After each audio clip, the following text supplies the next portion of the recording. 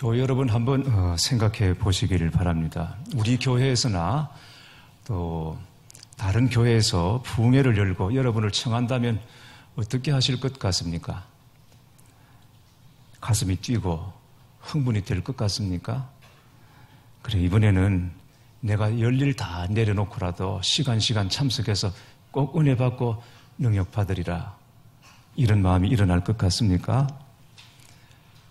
물론 그렇기도 하겠지만 귀찮다는 생각이 먼저 앞서는 분들도 없지 않을 것입니다. 실제로 요즘 부흥하기가 참 힘듭니다. 우선 모이기가 쉽지 않기 때문입니다. 은혜가 될까 안 될까, 이건 두 번째 문제고, 부흥회를 열어놓고 모이지 않으면 어떻게 하나, 강사 모셔놓고 이거 체면을 차릴 수 있을까, 이런 생각이 앞서는 것이 지금의 현실입니다. 그래서 부흥이란 말은 우리가 늘 입에 달고 살고 있지만, 그러나 그렇게 달갑지 않은 주제가 바로 부흥이기도 합니다. 그럼에도 불구하고 다시 부흥에 대하여 말해야 하는 이유가 분명히 있습니다. 그것은 부흥은 부흥 하나로만 나타나는 것이 아닙니다. 부흥은 반드시 심판과 동반하여 나타나기 때문입니다. 교회 여러분, 기억하셔야 합니다. 부흥 아니면 심판입니다. 오늘 말씀을 잘 보시기 바랍니다. 여호와여, 내가 주께 대한 소문을 듣고 놀랐나이다. 여호와여, 주는 주의 일을 이 수년 내에 부흥하게 하옵소서. 이 수년 내에 나타내시옵소서. 진노 중에라도 긍휼을 잊지 마옵소서. 진노 중에라도 긍휼을 잊지 마옵소서. 진노와 부흥이 함께 오는 것입니다. 요엘서 2장 말씀에 보면 말세의 성령을 부어주시겠다고, 만민에게 부어주시겠다고 말씀하고 있습니다. 마지막 때에, 심판의 때에는 성령을 만민에게 부어주십니다. 말하자면 부흥과 심판이 동시에 임한다는 것입니다. 그러니까 우리가 부흥을 경험하지 않으면 그냥 부흥 없는 것으로 끝나는 것이 아니라 심판을 경험하는 것과 꼭 같은 것입니다. 사랑하는 교회 여러분, 그냥 교회 다니는 것으로 만족하시면 절대 안 됩니다. 마태복음 25장 말씀을 보시면 우리가 너무 잘 아는 달란트 비유 이야기가 나옵니다. 한 주인이 멀리 떠나면서 종들에게 5달란트, 2달란트, 1달란트를 맡기고 갔다가 나중에 돌아와서 다시 계산하는 이야기입니다. 근데 이 말씀에서 중요한 핵심은 5달란트 받은 자는 장사를 해서 10달란트를 만들었고, 2달란트 받은 자는 그것으로 장사해서 4달란트를 만들었지만, 1달란트 받은 자는 그것을 땅에 파묻었다가 하나 그대로 가져왔다는 것이죠. 세상의 계산법으로는 10개 가진 사람에게서 몇 개를 가져다가 하나밖에 없는 사람에게 보태주어서 평균케 하고 균형케 하는 것이 세상의 이치입니다. 계산법입니다. 그러나 성경은 그렇게 말하지 않습니다. 하나 가진 사람 그것을 빼앗아서 10개 가진 사람에게 보태주고 11개를 만들어버리는 것입니다. 이게 하나님의 메시지입니다. 영적으로 가진 자, 부유한 자는 더 가지고 부유하게 되겠지만, 없는 자는 있는 것 하나마저도 빼앗기게 되는 것이 마지막 때라는 것입니다.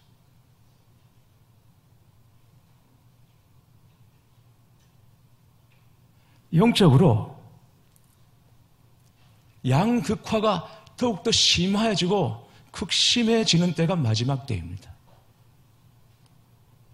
우리가 은혜 없는 시대를 살아가는 것 같지만, 그러나 그 중에서도 은혜가 더욱더 충만하고 하나님을 더 많이 알아가고 갈급해하는 사람이 있습니다. 그러나 그 반대도 있습니다. 근근히 이름만 가지고 살아가다가 나중에는 그 이름마저도 빼앗기게 되는 일들도 일어나게 되는 것입니다. 이게 성경의 메시지입니다. 그래서 10개 가진 자는 11개가 되지만 하나 있는 사람은 아무것도 없는 것처럼 되어버리는 것이죠. 부흥은 있어도 그만 없어도 그만이 아닙니다. 부흥이 없으면 없는 자체로가 끝나는 것이 아니라 부흥이 아니면 곧 심판인 것입니다. 파멸인 것입니다. 그래서 부흥을 말할 수밖에 없고 부흥을 소망해야 하고 부흥을 기대해야 하는 것이죠. 부흥은 사람의 일이 아니라 하나님의 일입니다. 물론 부흥의 통로로 하나님께서 사람을 사용하시기도 하지만 그러나 부흥은 사람이 만들어내는 것이 아닙니다. 부흥은 전적으로 하나님의 일입니다. 그래서 진짜 부흥의 역사는 성도 한 사람 한 사람이 하나님을 믿고 기대하고 하나님을 바라보며 하나님께 더욱 집중하는 것으로 부흥의 역사가 시작되는 것입니다.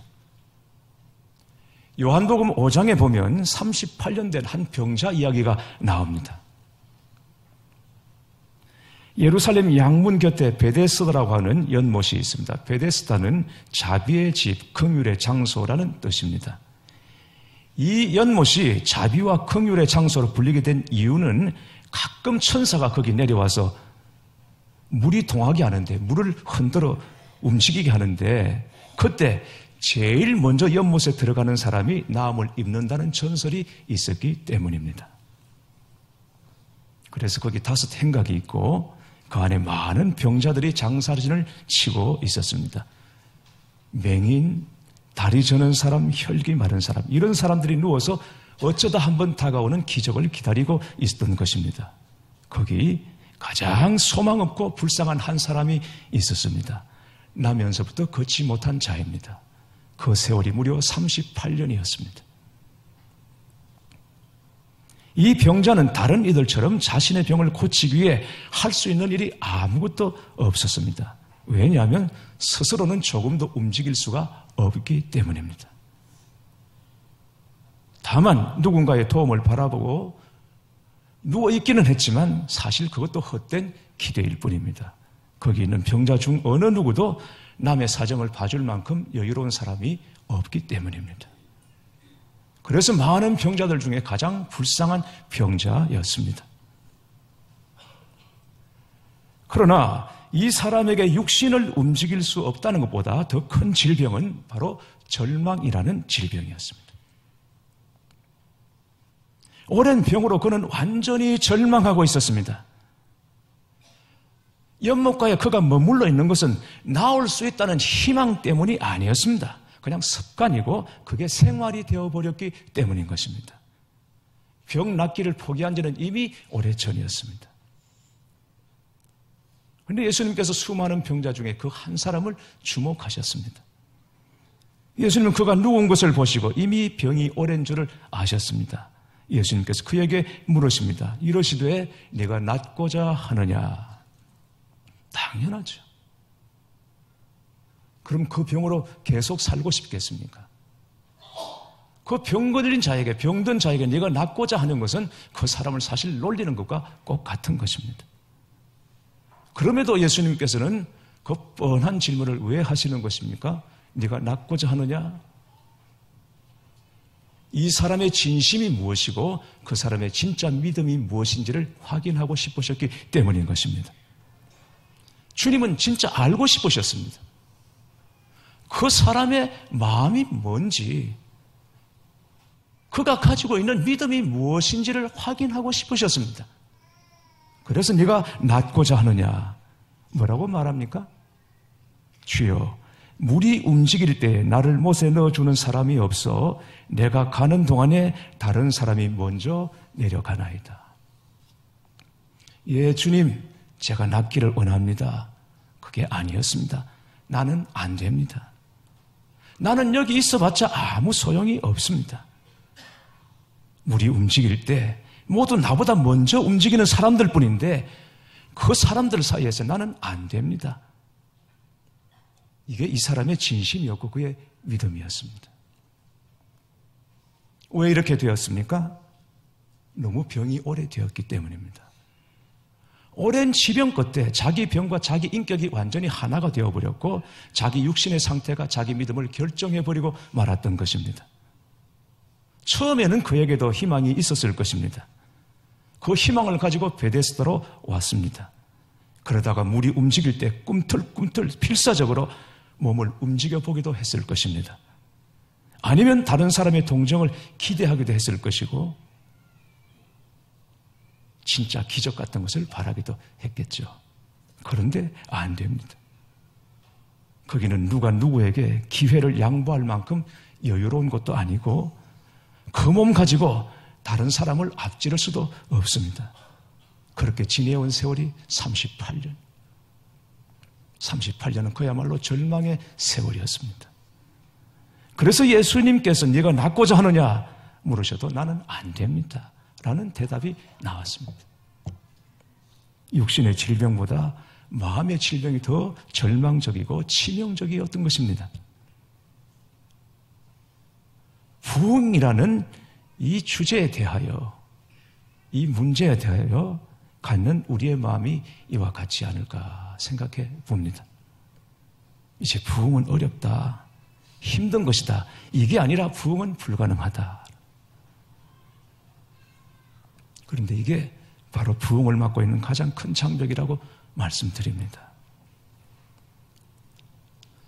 베데스다 연못가에 있는 38년 된 이 병자에게 그에게는 치유라고 하면 오직 물에 들어가는 것밖에는 없다고 생각했습니다. 어쨌든 물이 움직일 때 거기 들어가야 낫는다라고 생각했습니다. 물이 움직일 때 내가 저 물에 들어가야 낫든지 말든지 할 텐데 들어갈 수가 없으니 안 되고 안 되는 거죠. 그러니까 주님이 물으시도 나는 안 됩니다. 이 대답밖에는 없는 것이죠. 그러나 예수님의 방법은 다릅니다. 예수님의 방법은 물이 아니라 말씀이었습니다. 그래, 네가 스스로 물에 들어갈 수 없다면 내가 기회를 엿보다가 물이 움직일 때 내가 너를 덜쳐붙고 달려가서 너를 넣어주마. 이게 예수님의 방법이 아니었습니다.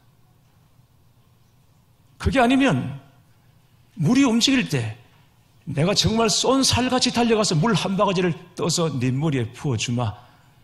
이게 예수님의 방법이 아니었습니다. 물에 들어갈 것도 없고 그 물 뿌릴 것도 없습니다. 그냥 말씀 한마디로 예수님이 해결하십니다. 예수께서 이르시되 일어나 내 자리를 들고 걸어가라 하시니 그 사람이 곧 나와서 자기 자리를 들고 걸어가니라.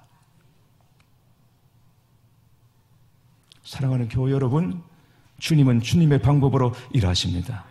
안 된다, 할 수 없다는 이 마음의 생각을 우리가 고침받고 치유받아야 합니다. 왜 주님께서 우리 생각대로 일을 하셔야 합니까? 왜 주님께서 우리 방법대로, 우리 계획대로 일을 하셔야 합니까? 하나님과 우리가 다른데, 사이즈가 다른데, 어떻게 하나님께서 보잘것없는 우리 생각대로, 우리 방법대로 일하셔야 하고, 그것만이 응답이라고 생각하시고, 그것만이 은혜라고 생각하시는 것입니까? 이사야 55장 8절에 하나님께서 말씀하십니다. 이는 내 생각이 너의 생각과 다르며 내 길은 너의 길과 다름이니라. 여호와의 말씀이니라. 다릅니다. 우리와 하나님이 다릅니다. 생각이 다르고 길이 다르고 계획이 다릅니다. 비단 부흥의 문제뿐 아니라 우리가 살아가는 일상사의 모든 일이 다 그렇습니다.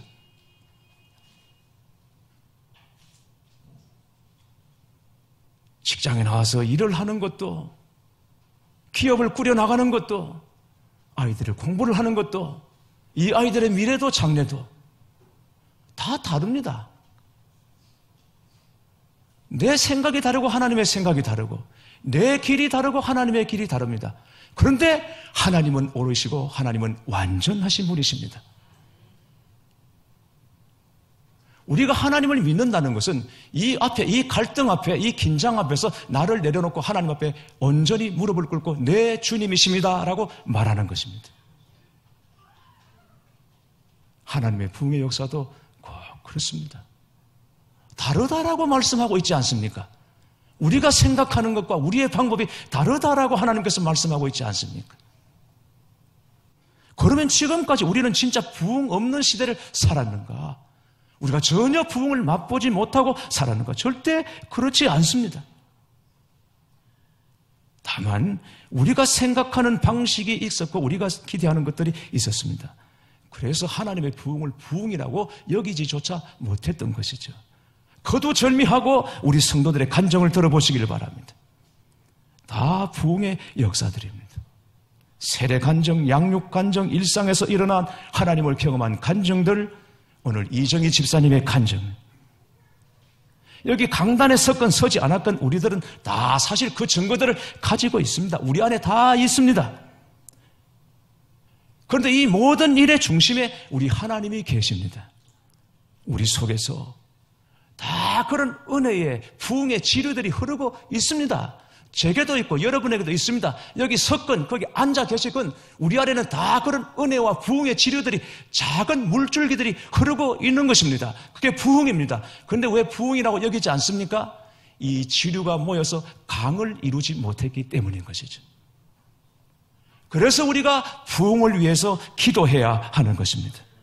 작은 물줄기들이 모여서 기도의 강을 이루어야 하는 것입니다. 사도행전의 역사는 부흥의 역사입니다. 그런데 사도행전을 읽어보면 부흥의 역사는 기다리는 것으로부터 시작됐다는 것을 알 수 있습니다. 예수님께서 승천하시기 전에 예루살렘을 떠나지 말고 내게서 들은 바 아버지께서 약속하신 것을 어떻게 하라? 기다리라. 기다리라. 이 말씀은 가만히 앉아서 아무것도 하지 말라는 것이 아니라 기도하라는 말씀이었습니다. 사도행전 1장, 2장은 교회가 생기는 과정을 기록한 말씀입니다. 교회의 뿌리를 찾아 올라가면 사도행전 1장, 2장입니다. 성경은 말씀합니다. 예루살렘을 떠나지 말고 기다리라. 이 말씀을 믿고 순종한 120문도가 다락방에 모여서 기도할 때 성령을 받았다고. 전혀 기도하기에 힘썼다고. 그들에게 성령이 임하시고 그 역사로 교회가 일어선 것입니다. 교회의 산실은 기도입니다. 지금도 모든 교회의 일은 기도에 전혀 힘쓰는 것으로부터 시작되어야 합니다. 어려움이 있을 때마다 다시 기도하는 자리로 돌아와야 합니다. 하나님은 지금 우리에게 부흥을 준비해 놓고 계시다고 믿습니다. 그러나 기도가 없다면 부흥이 저절로 임하는 것은 절대 아닙니다. 그러므로 하나님은 교회 안에 기도하는 무리들을 먼저 일으켜내실 것입니다. 그동안 우리가 겪었던 어려움이 있습니다. 그런데 이 일은 어쩌면 기도의 자리로 우리를 부르시고 기도의 자리로 성도를 모으시는 하나님의 역사였는지도 모릅니다. 예수님으로부터 성령을 약속받은 사람이 500명이 넘었습니다. 부활하셔서 40일 동안 세상에 계시다가 다시 하늘로 승천하실 때 감람원에서 올라가셨죠. 예수님께서 구름을 타고 하늘로 올라가시는 이 기이한 장면을 목격한 사람이 500명입니다. 500명의 제자들입니다. 그 사람들이 예루살렘을 떠나지 말라는 예수님의 말씀을 다 들었습니다.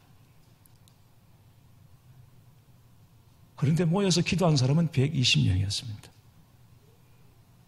이 120명이 예루살렘을 떠나지 말고 성령이 임하기까지 기도하라는 말씀을 듣고 순종한 120명이 성령을 경험했고 부흥을 경험했죠. 여러분, 당시의 제자들의 상황에서 예루살렘을 떠나지 않고 거기 머물러 있는 것은 너무 위험한 일이었습니다. 예수님을 처형한 무리들이 예수님을 처형한 다음에 그 잔당들까지 다 썰어버리겠다고 혈안이 되어 있는 곳이 예루살렘이었습니다. 그러니까 제자들은 어서 빨리 예루살렘을 떠나는 것이 안전했습니다. 그런데도 예수님께서는 예루살렘을 떠나지 말라 하셨고 이 말씀에 순종하여 다락방에 모여 기도한 120문도가 성령을 받았죠. 하나님의 부흥을 경험했죠. 예루살렘에 있어서도 그 다락방에서 기도하지 않은 사람은 부흥의 구경꾼이었습니다. 순종하고 믿고 기도한 사람이 부흥의 증인이 된 것입니다. 그들에게 성령을 부어주셨습니다. 사랑하는 교회 여러분, 하나님께서 성령 주시고 부흥을 주시기 위하여 부르시는 장소가 있습니다. 그 자리를 여러분 결코 놓치지 않게 되기를 축복합니다. 하박국 선지자가 살았던 세상은 죄악이 범람하는 세상이었습니다. 그 속에서 죄를 먹고 사는 사람들이 오히려 득세하고 성공하는 세상이었습니다. 그래서 하박국 선지자는 하나님을 회의했고 의심했고 낙심했습니다. 그러나 하나님은 정확하셨습니다.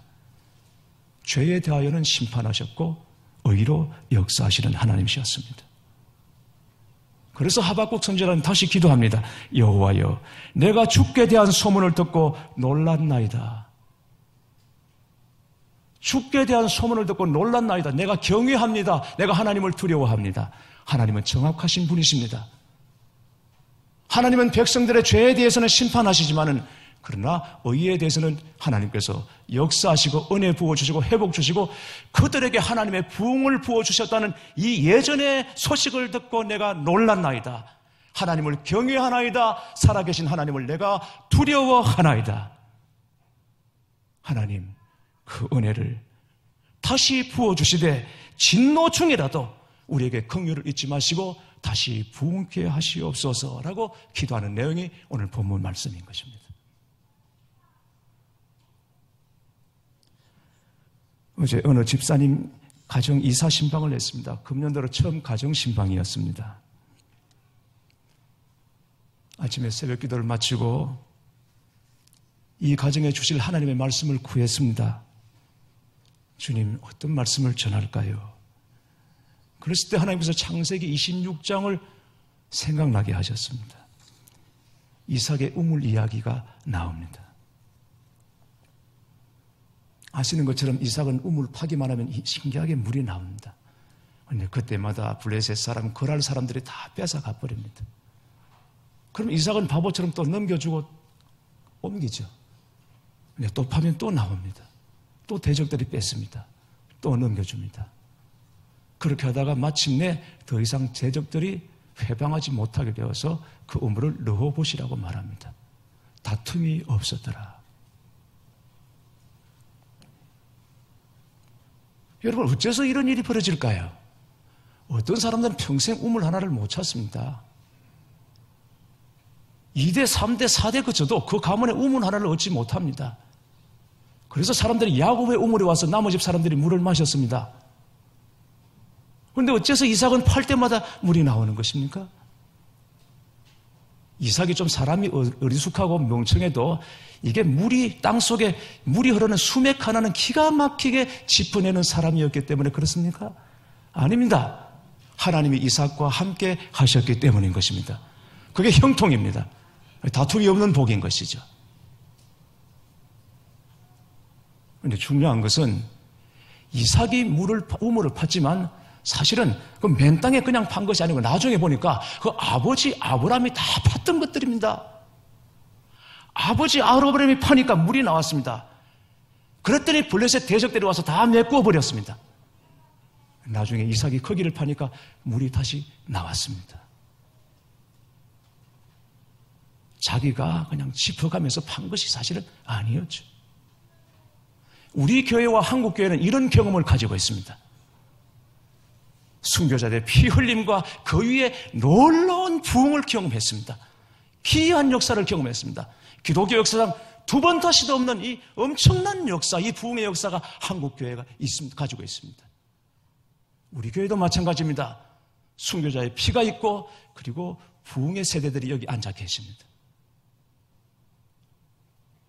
다시 우물을 파라는 것이 아닙니다. 이전에 경험했던 그 부흥을 우리가 다시 갈망하고 소망하고 주님 앞에 기도하는 것입니다.